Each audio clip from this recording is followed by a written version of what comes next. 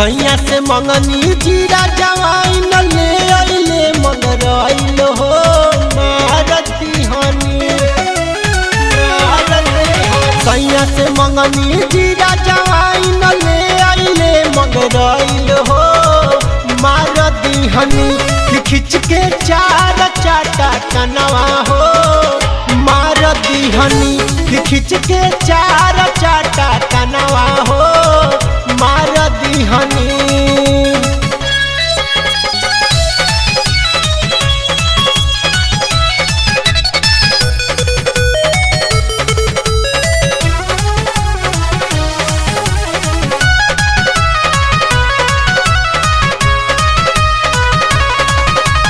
रहे उबियाइल मनवा सुनी बतियाती तो हो दिन भर के खीस गइल उनके पवित्र हो उनके पवित्र हो। रहे उबियाइल मनवा सुनी बतियाती तो हो दिन भर के खीस गइल उनके पवित्र हो।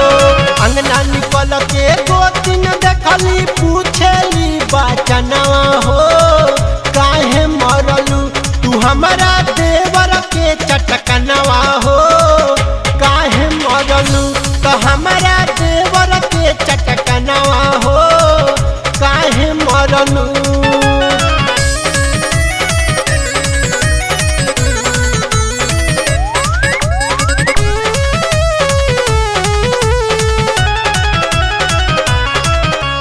गलती के ऐसन हमर मनवा पछतात बा सनी नितेश से माफी कैसे मांगी ना बुझात बा मांगी ना बुझात बा।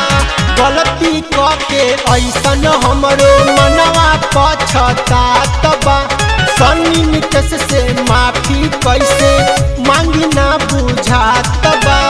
हाला गुला सुनी न दो हमसे पूछली बचनवा हो काहे मरलू हमारा भैया के चटकनवा हो काहे मरलू हमारा भैया के चटकनवा हो काहे मरलू।